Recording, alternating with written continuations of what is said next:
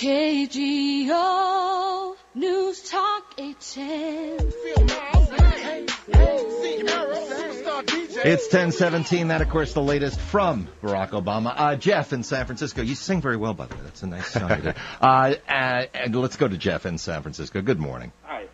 You're talking to someone who most likely, given what I know of Mr. Obama, would vote for him in 2012. The fact that he's considering running in 2008 pretty much tells me he's not ready for the job.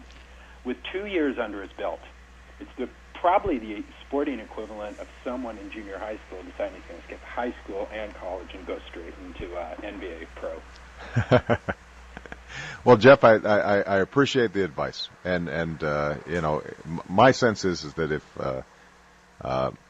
if I ever decided to make a decision, keep in mind, Jeff, I haven't made any announcements. If I decided to make that decision, that I would be run through the paces.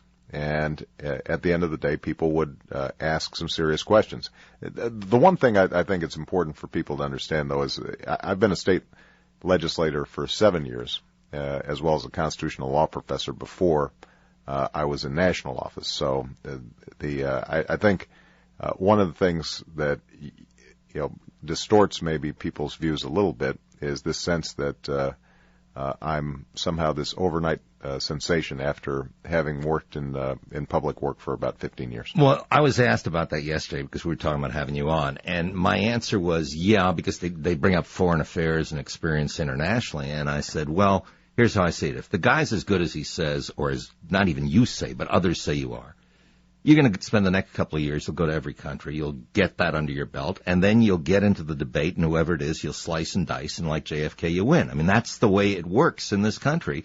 And one of the things that you understand is you have to work within the guidelines. I mean, it's to what degree is it celebrity in a popularity contest? I mean, let's cut it. You know it is, to some degree, and you've got the plus. Yeah, but I think Jeff makes a good point, and this is something I was trying to say earlier, is that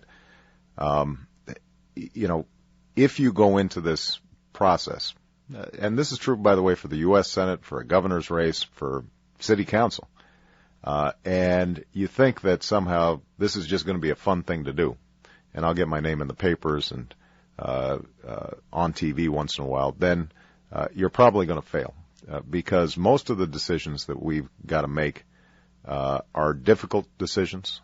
They're serious decisions, and if you haven't fully thought through the reasons for you doing it, then you will probably end up not delivering on behalf of the American people. And the American people rightly expect that if you're going to run for president, for example, that you're going to give your life over to them. And every day that you wake up and every minute is devoted to trying to figure out how can you make their lives a little bit better? Well, here is one aspect that I'm sure you have to consider, too, which is before even you're considering going into the race, Hillary Clinton was by far the front runner. The plus on Hillary Clinton, I don't know, she's moving more towards the center, but then there's a little distrust as to whether that's real or not. The woman, I mean, again, my problem is I'm blue state, and who cares? But in the Midwest, it may make a difference. Certainly in the South, it may make a difference. So if you felt that your presence in the race would make the difference between putting a Democrat in the White House or letting a Republican win, that in and of itself would be a consideration. Look, absolutely. I think that right now the country is in a serious, sober mood. I think that they've seen what's happened in Iraq, and they say to themselves, we need a foreign policy and a national security strategy that matches our military might to the finesse of our diplomacy. I think they are looking at problems like healthcare and education and energy, and they say, why is it that all we hear is bickering and not some practical common sense solutions? And it's my belief that the Democrats have an opportunity to move forward a positive agenda on these items and say, you know what, let's put aside the ideological, absolutist approach to politics, the slash and burn politics, and let's go back to a common sense, pragmatic approach to some of these problems. And if Democrats can fulfill that, I think we'll be successful not only in 06, but we'll also be successful in 08.